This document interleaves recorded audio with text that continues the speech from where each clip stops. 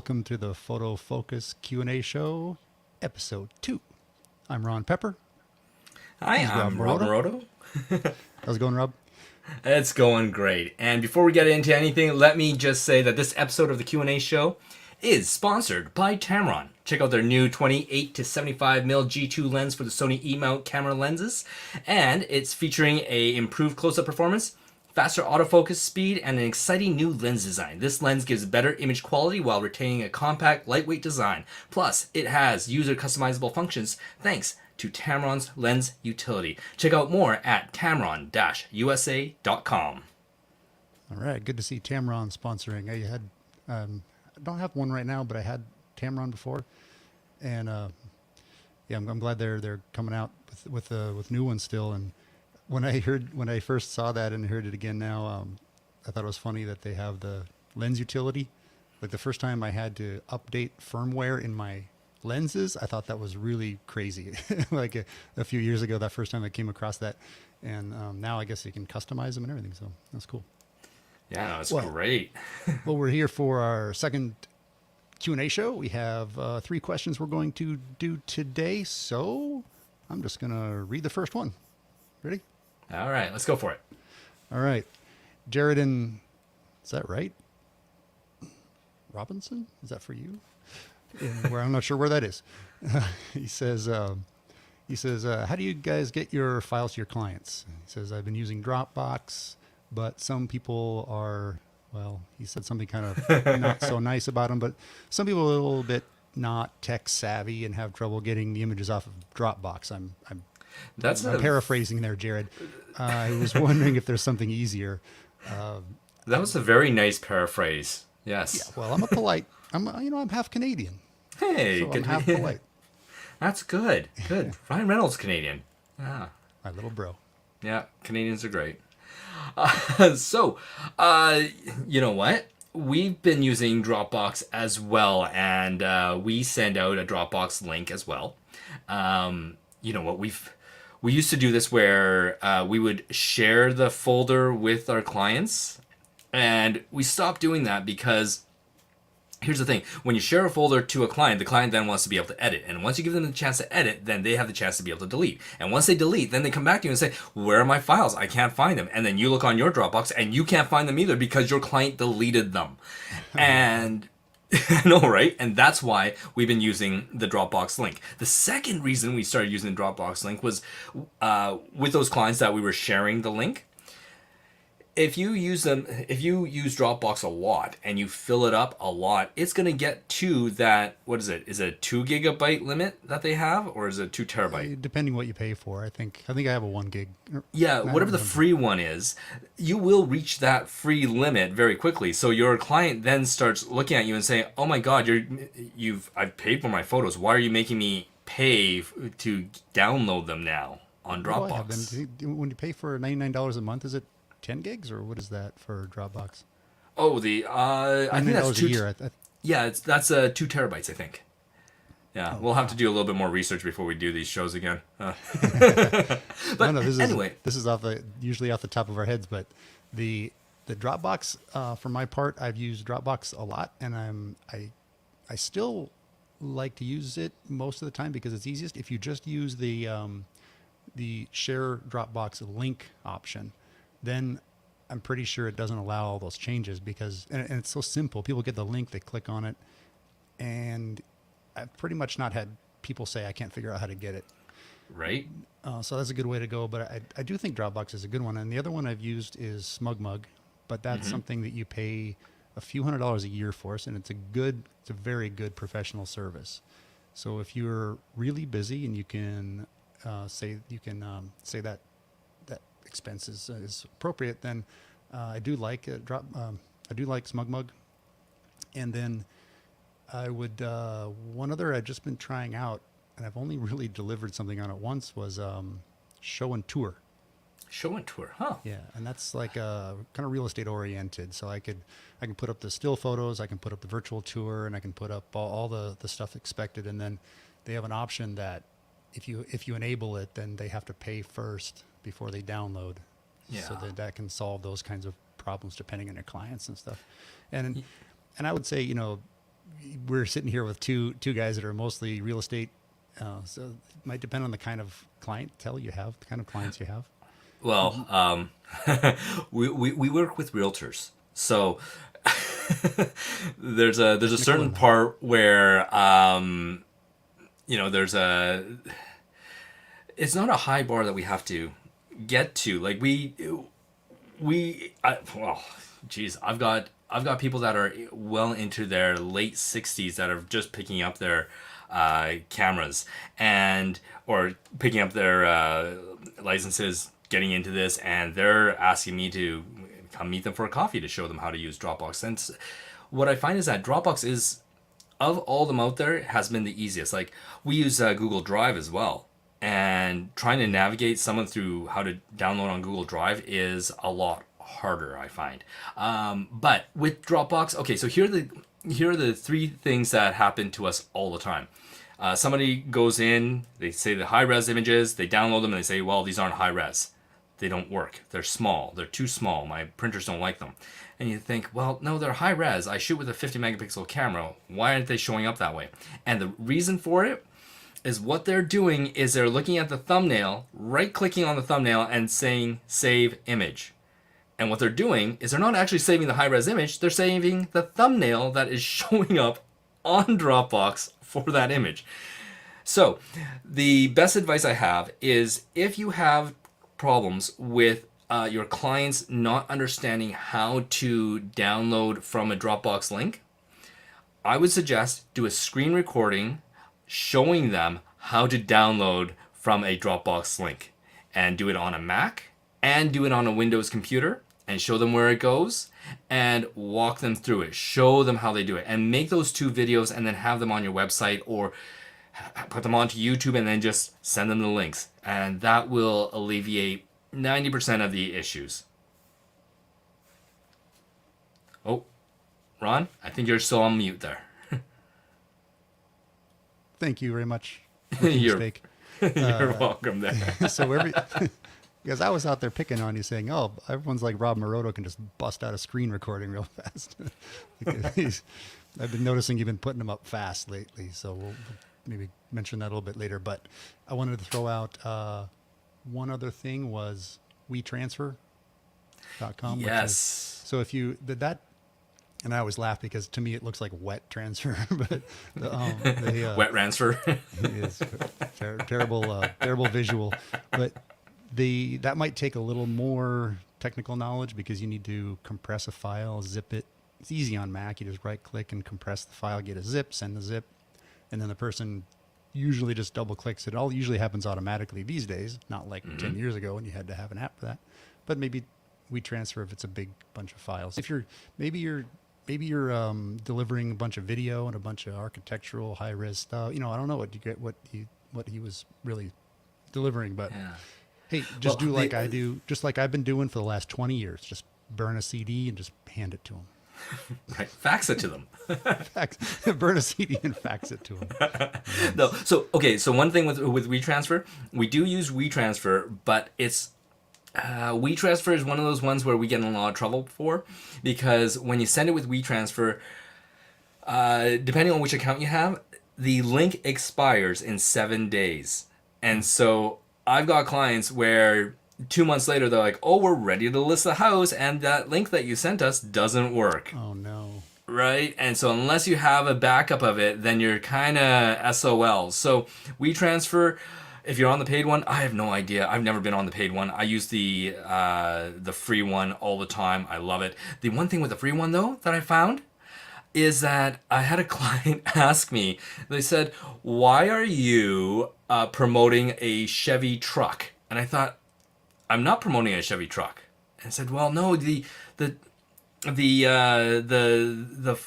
that you sent me to like a Chevy truck ad." And I thought, and I couldn't figure out what it was until I realized, yes, WeTransfer does that with ads. Oh, yeah. Man. So there is that, right? So yeah, no, I still like Dropbox the best. Yeah. I wish I always look for the new kinds of services, but in that area I haven't seen any. But in this next, all I have to say about that, let's move on. Let's just kind of throw this away. Get rid of that. That goes in the garbage. All right. Hey, Karen must have notifications turned on for whenever something Whenever we're about on? Pepper and Moroto go live, because she's I love seeing her. Okay. Yeah. And she liked the facts joke. We're recording this in the late at night at West Coast time, so I don't think we're going to have a lot of participation live. But this is not supposed to be live. This is for the audio podcast, which will be out tomorrow, Thursday the 28th. Oh my God. Okay, So no editing? Nope. Uh-oh. Don't drop any F-bombs or anything. Keep me, otherwise I have to go back in there and give it like one of these. Something like that. Claxons. Love it. That's right. Or maybe a... I don't know. But anyway, that's just for my fun. All right. So let's go to our next question, which comes in. Audio question. Thank you for doing that, Michael, because I think they're more fun to do this way. So let's hear... Michael from San Francisco, and I actually know who this is, so this is pretty awesome. First-time listener, long-time fan. First of all, first-time listener, long-time fan.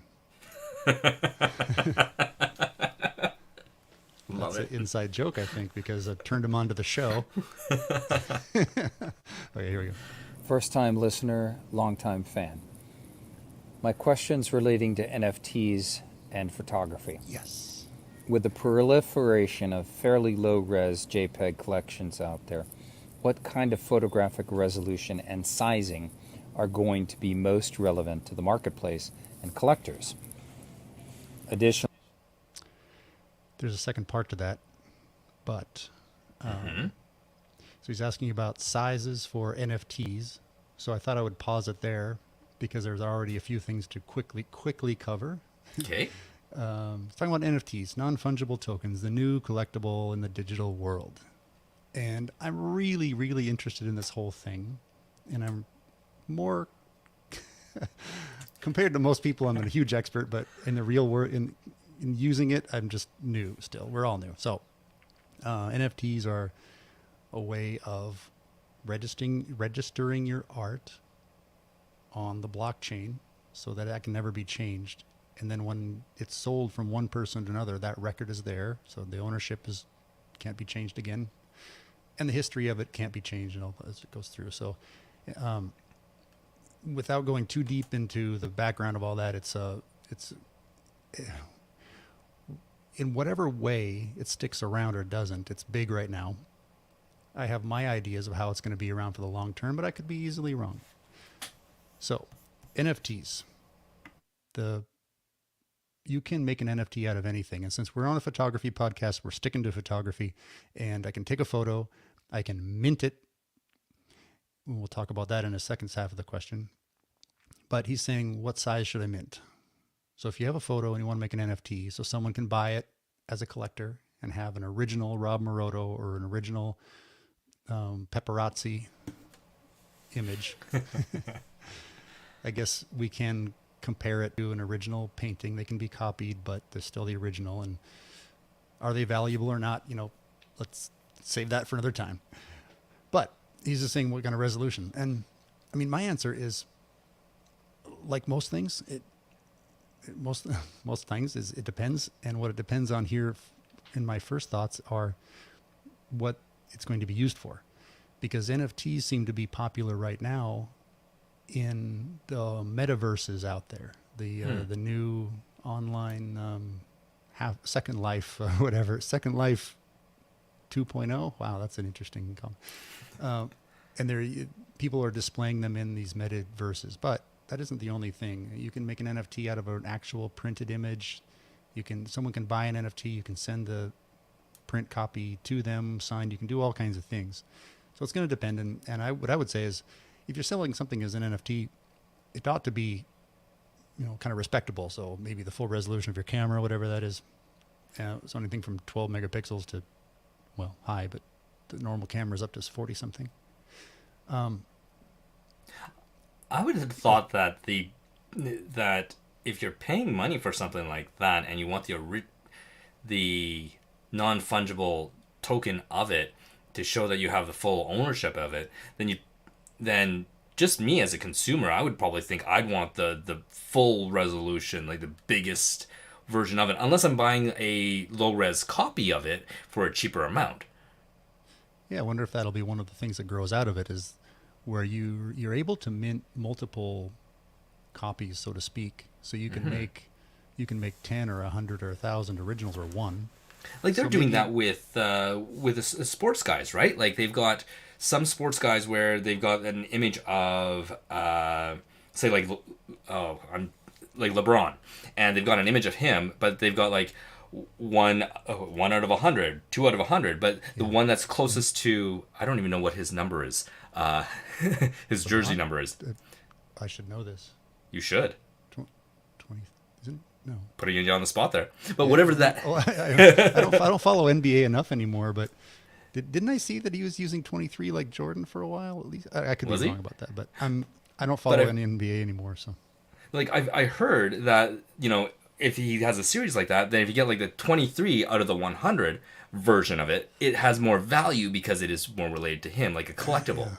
Yeah. So if it's like that, great. Like I would think that, you know, if you're sending it out as a NFT, yeah, if it's a full resolution, charge more for it, but make it the full resolution, right? It's going to come down to, this is so wild west within this area, that it's going to come down to what are people expecting, and what are you promising, what are they expecting. When you look at some of the NFTs out there, the description will include things that it comes with, and it could be nothing, or it could come with, like I said, something they said, if you wish to share your physical address, I'll send you this thing. So they can come with other things, and it's just really, really fascinating right now about where it's going to land.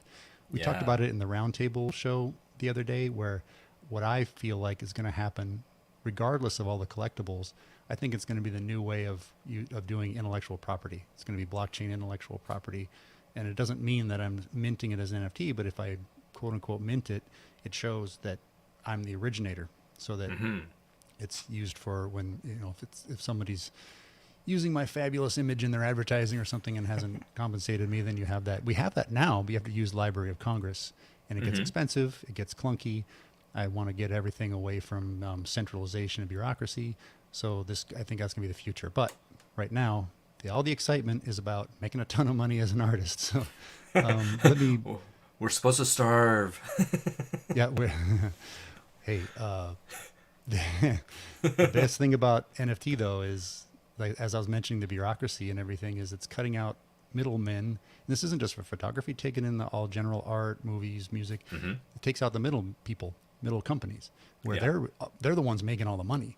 So this has potential of making it much more possible to earn a living from your art, rather than just, like, I do most of my stuff, I'm just commissioned. I just get hired to do stuff usually.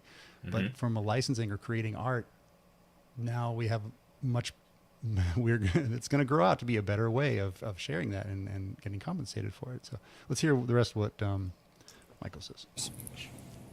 Additionally, are there specific sites out there that are coming to the forefront for photographers to sell their art NFTs? Thanks for your help so much. Well, you're welcome. Thanks for the audio clip. I'm saying thanks for the audio clip, everyone. If you're listening, if you have audio questions, you go on your smartphone, go to the voice memo app, record your question, take as many tries as you want, use the share button, and email it to us. questions@photofocus.com. Okay. The platforms. Well, I did look at getting a few extra names. I have dipped my toe in NFTs by minting a handful of things on OpenSea. That seems to be the most popular one. There are other ones as well. The one that I heard about first years ago, and yes, it has been happening for years, it was Super Rare. Or was it Rareable? One of those. It was one with rare in it. I think it was Super Rare. There are now Nifty Gateway, Unknown Origin, and Makerspace, the ones that I kind of looked around today just before we recorded, because I wanted to have a few other names to throw out there. But those, I believe, are all on Ethereum, which is a little bit expensive. So if you hear about, the fees, the gas fees, that's Gas fee is just the fee you pay when you're using Ethereum. If you hear about that, yep, that's true. Be anything from maybe $100 to a few $100 to mint these things and sell them. So it's expensive. But there are other, I don't know the names, but there are other projects working on other blockchains that won't have such high fees. So I'm just saying to listeners, keep your ears open because it's going to be a big deal. I mean, it is a big deal. It's going to be bigger, and I don't know if it's going to last big or not, but keep your ears open. I'm hoping for some other NFT projects that are find a way to be less expensive, and Ethereum might be one of those. They're apparently working on new ways of bringing those costs down. Oh, by the way, I just heard about today, there's an NFT.com, of course, and they're doing some different things too, but it looks like it's brand new, so I'm not sure it's ready for prime time yet. You got anything else about that stuff, Rob? I really don't. It's related to one of my things. I'm interested in NFTs, and boy, do I want them to be I want them to all be successful because I want the whole blockchain movement to be successful. But I'm only got my feet wet. That's it. No, I'm old school. I wait and look online and see if people are stealing images, and then I send lawyers after them. No, you use a fax machine, right? Exactly. Yeah. Cease and desist orders sent by fax. Awesome. So let's see. We have moving on. We have one other sponsor, Photomatics, which is now that's something I do know a lot about. I've been involved with the company for a long time, and actually asked them to sponsor this. So for high dynamic range photography, I know for Rob and I, it's important to use the bracketed shots with bringing the brightest and the darkest areas that the camera can't handle and bringing them together. I don't know if I'd have a photography business if I didn't discover Photomatics in about 2000, and I think I started with it in 5 or 6. And because you cannot light a 360 degree space. Nowadays you kind of can because there's so much more lightweight battery operated lighting, but it's still an enormous project to try to do that. It's just not feasible. So I use it for that and real estate, and it's been a game changer. And the perfectly live shot behind me is a certainly bracketed shot I used. So all right. Nope, Photomax is awesome. It is the HDR program that we use, that I use and that I use for my company, Calgary Photos, and it is amazing. The quality's great, but the best thing about it is its automation. Like we used to do when I first started out with it, I would do bracketed sets using something called Infuse GUI. And that's kind of the feeling that you got when you were using it because you were literally taking 3 images at a time and manually importing them, processing them, saving them over and over and over again. And so it would take days to get a shoot process. So yeah, I've never just taken the time to play with Infuse, but I believe you can automate it. But the thing about Infuse is you get kind of one result. And and if that works for you, that's great. Photomatics, you can get that result, of course, and thousands of other options. And we don't. If you have questions about it, though, that's something that Rob and I know about. In case you want to ask questions here. Yeah. But let's go on to our last question. Okay. And we can bring up. It's real estate oriented, kind of. I think people know us. Sorry? I think people know our backgrounds a bit here. Yeah. I invite anyone to challenge the general photography knowledge. And if we get questions about wedding photography or things that I'm not going to try to answer, I can ask other people to come on. You might have me, you might have Rob each time, you might not. You might have some other people doing Q&A. So, did you get his name? Oh, from question 2? No. Okay. No. From Anonymous, from the state of Anonymous. Yeah, look and see if. But recently, I arrived at a real estate shoot and actually forgot my tripod. Okay. I've done all those things. Everything to forget, I've forgotten. Yep. Had no choice to beg forgiveness. Well, I went back and got it since it was impossible to do long exposures or multiple exposures without a tripod. Yeah, that's a big one. Next to the camera, I think that's the next big, most important thing. Would you found a way to still shoot? What about when something else is broken or forgotten? How much backup gear do you carry? Ah, I love this. Is a long question, and I like it.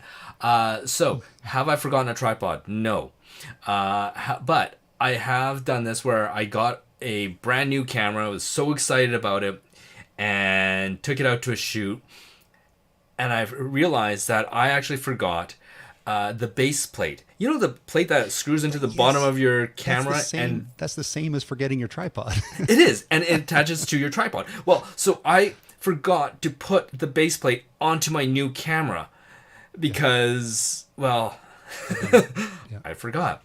I've had it with with all the cameras that we use in our company, we have set it so that there's one setting in there that says shutter release without SD card or without memory card. And we turn that to disable so that it will not allow you to make the shutter go if there's no card in it. And that's because if that is enabled, you can go through an entire shoot where your camera's going click, click, click, click, click, click, click, click, click, click, click, click, and then at the end of it, you look and there's no memory card in your camera.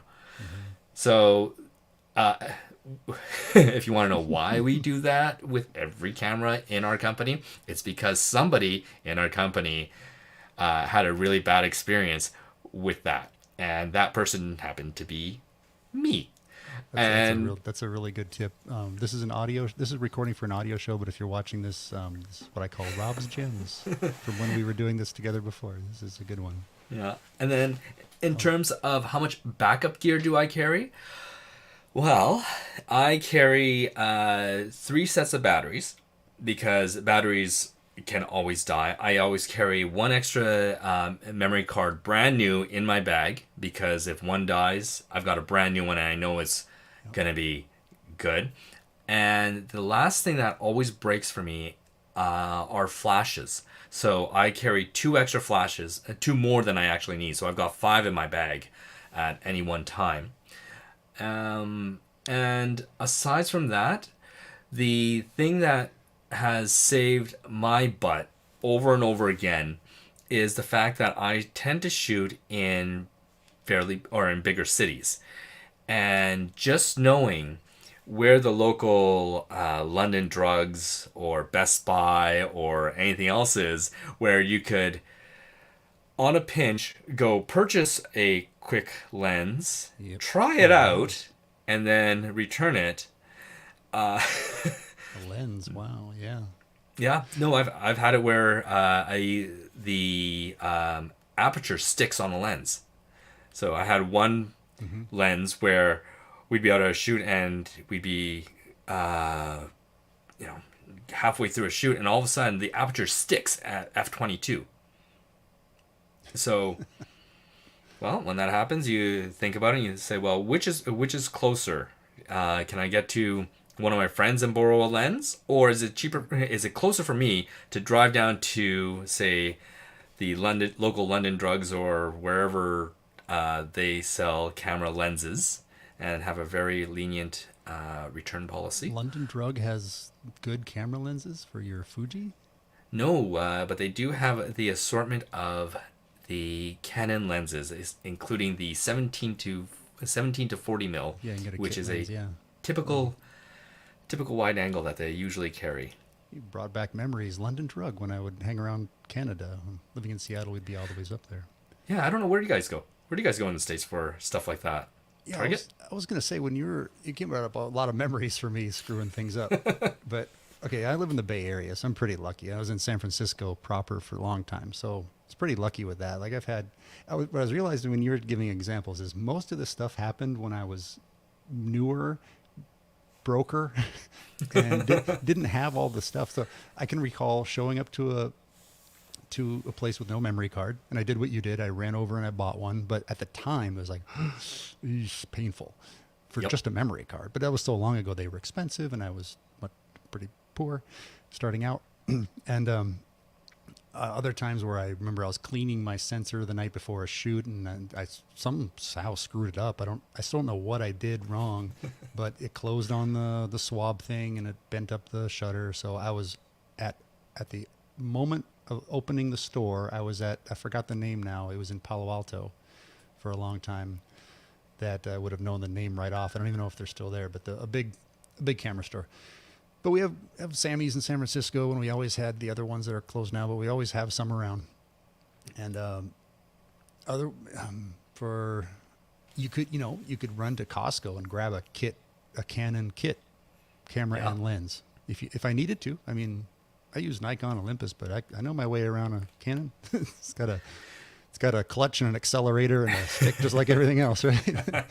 So that might be one of the solutions. But and I also have the experience. One of the benefits to other people when I lived in San Francisco is they were like one guy I knew came for a job and left his stuff in the car overnight and got stolen, which happens downtown just about everywhere. Mm-hmm. And he was shooting 360s, so he was really lucky that he knew me in San Francisco and came over and borrowed my setup and used it. So that was good. I'm trying to think of any. You know what I wanted to mention. We could do more of those screw up jokes all day long, but the one time I've forgotten my tripod was, I believe I forgot to put it in the car and left it somewhere. I'm pretty sure is what happened. But arriving at a shoot, have not. I don't think. But I did. What you did is that it didn't have the plate. But what I wanted to say was he specifically said real estate, so that's tough. If I didn't have a whole bunch of shots, I might try to still do it with what I keep in my car. This is from, I'll give shout out to Chris Marquardt. I don't know if anybody listening knows. I think he has the longest running photography podcast, because right when podcasts came out, I discovered his show, Tips from the Top Floor. I was a huge fan. I need to get a hold of that guy. He's awesome. He's in Germany. Anyway, one of the first tips I got from his show was carry a bean bag in your stuff, because it's a replacement for a tripod. A lot like platypods have come out, where they're a flat, and they're very similar to the concept. So if you're, again, real estate, I'm not sure if this is a good idea, but if you're out in the wilderness or something, or you want to just use your car, or you just put the beanbag on the top, or you fashion something and put your camera on the beanbag. And if I didn't have a whole bunch of shots in the real estate, I might still try it, because I would want to have a remote trigger. Yeah. Because once it's set, then I don't want to. I can touch the camera on a tripod, but not on a beanbag. But if I had a remote trigger, I might still be able to. Maybe you find a bar stool that's about the right height, or you find something in the house that's about the right height you could carry around as your tripod. I don't know. You know what? For real estate, yeah, I've actually done this where. Okay, so what did you do when you forgot the plate? Did you find a way, or did you just bag that? Well, that one I went back and reshot. But so here's the thing: when we go out we go on a vacation, and we go out to hotels and things, and I usually like to talk to the front desk person and say, hey, you know what, this place is great. I'm a real estate photographer. Do you guys want some photos of your rooms before I move in? Mm-hmm. And sometimes they say, yeah, you know what? If you can send us some photos of the room, we can give you a discount on the room, or we can comp you the room, right? It's, for a real estate photographer, it's great. Just let them know what you do. And if they're looking for something, it can be very serendipitous. And I did that once, and I actually didn't have a tripod, because I was on vacation. All I had was my little Fuji. And so what I did was I took the Fuji. I knew that these guys were going to be putting on online only. So you punch up the ISO, and you do your brackets. And when you punch up your ISO, your brackets or your shutter speeds are quite high. So you go bang, bang, bang, bang, and you've got your shots there. From there, Photomatix has this beautiful thing where it does this auto align and aligns all your images, so you're fine. And so that I've done. And I was gonna mention basically the same thing, because The only thing you got to watch out for is following the same. There's that rule of thumb about hand holding a photo. For a photo, you want to have it. If your focal length is 35 millimeters, you want to have 1/35 of a second speed to that most humans can hold it steady enough. I would go a little bit faster because you want tack sharp. But so if you could do 1/50th or so, you don't have to have your ISO up so high. But the slowest shutter speed, so for the dark areas, that needs to follow that rule. So if you have a wide angle lens, let's call it a 24. let's call it a 16 millimeter. Then you don't have to have too fast of a shutter. No. So as long as the longest one is there, you should be able to hand hold it, bang, bang, bang. And you're right, the alignment it always works unless there's a ton of movement. But if you just hold it steady, you'll be fine. So that's what I was going to say too. Is that's one option. And if you go too high on the ISO and you get noise in it, use Fusion. It'll actually have a nice noise reduction side effect. That's one of my favorite tips in all this is to use Fusion for noise reduction. Like that photo behind me, I'm sure I did that because it was probably a very noisy shot. Nice. All right, cool. Well, that brings us, that was our third. That was 3 questions. All right. We could tell more stories about things we've messed up, but we can hold them for another time too. You know, we would be talking all night long if we were talking about all the little screw-ups that we've done. Oh, Rob, you know us. We do that. But I will say this. If you ever get into a situation where you are doing a shoot and you forget something, do this. Buy your client a "I'm sorry I screwed up" gift, because that will ensure that you will get more business from that client again. Unless, of course, it's a wedding and then there's really not much you can do other than really get out there and try and fix the problem right away. I hope if you forget things at a wedding, I hope you have a few assistants that can run and get stuff for you. Right? They're called bridesmaids and groomsmen. They're fantastic. Wedding planners and stuff. Yep. So let's see. We can kind of get to wrapping, but let me just mention a couple things. We have Rob and I are also anchoring the once a month roundtable, and if you haven't heard that one, if you look in the Photofocus podcast feed, it'll be chronologically it'll be the last one before this, the most recent before this, and we talked about a couple of things we talked about here. I'll wrap up more there. So check it out. Next month for the roundtable, we have Rick Salmon's coming on, so that'll be great. I haven't done anything with him for quite a while. Send your questions just go to photofocus.com/questions is the best way to find how to send some questions. And with that, I'm Ron Pepper. I'm coming at you from San Francisco Bay Area. See you in a couple of weeks for the next show. And I'm Rob Morodo, coming from, northern Canada here, where it's nice and cool. And again, thank you to Tamron for sponsoring the show as well. Check them out at tamron-usa.com. All right, Rob, and everyone listening, thanks for doing it all, and see you next time.